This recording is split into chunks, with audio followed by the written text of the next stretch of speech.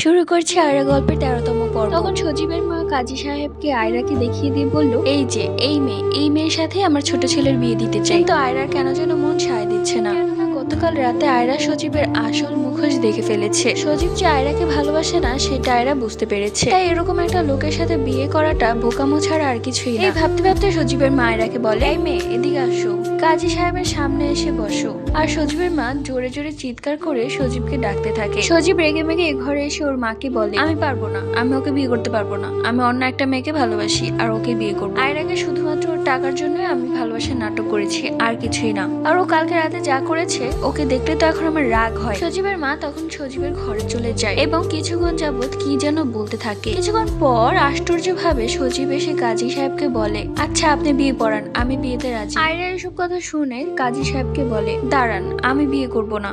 আপনি ওনাদেরকে বলুন আমার বাড়িতে দিয়ে আসতে। ওনার ছোট ছেলে আমাকে জোর করে নিয়ে এসেছে, আমি বিয়েতে রাজি না। আর আমার মায়ের গহনাগুলো দিতে বলুন। আয়রার মুখে এসব কথা শুনে কাজী সাহেব বলতে থাকে, এই মেয়ে তো বিয়েতে রাজি না, আপনারা তো ওকে জোর করে বিয়ে দিচ্ছেন, আর এটা আইনি ভাবে অনেক বড় একটা অপরাধ। না বাবা, আমি এত ঝামেলার মধ্যে পড়তে চাই না, আপনারা বরং অন্য একটা কাজীকে এনে বিয়ে পড়ান। এরপর সে কাজী চলে যায়। অন্যদিকে সজীবের মায়ের রাগে শরীর ফেটে যাচ্ছে। সে আয়রার কাছে এসে আয়রাকে ঠাস ঠাস দুইটা লাথি মেরে বলল, হারামজাদি, তুই মিথ্যা কথা বললি কেন? আমার ছেলে তোকে ফাঁসিয়েছে নাকি তুই আমার ছেলেকে ফাঁসিয়েছিস? আয়রা কাঁদতে থাকে হাউমাউ করে। বারবার বলে দিচ্ছি মেয়ে, এখান থেকে যাওয়ার যদি একবারও চেষ্টা করেছিস না, একদম মেরে নদীতে ফেলে দিব। আর তোর মা বাবা তো দূরের কথা, কাক পক্ষেও তোর লাশ খুঁজে পাবে না। কথা শুনে আয়রা প্রচন্ড ভয় পেয়ে যায়। এরপর সজীবের মা আরো একটি কাজীকে ডাক, তার হাতে 2000 টাকা গুঁজে দিয়ে বলে, যেভাবেই হোক তাড়াতাড়ি বিয়েটা শেষ করো। এরপর কাজী বিয়ে পড়ানো শুরু করে। না চাওয়া সত্ত্বেও আয়রাকে বিয়েতে কবুল বলতে হয়, নয়তো ওর মা খুব মারছিল। আয়রা কাঁদতে কাঁদতে নিজের মনকে বলতে থাকে,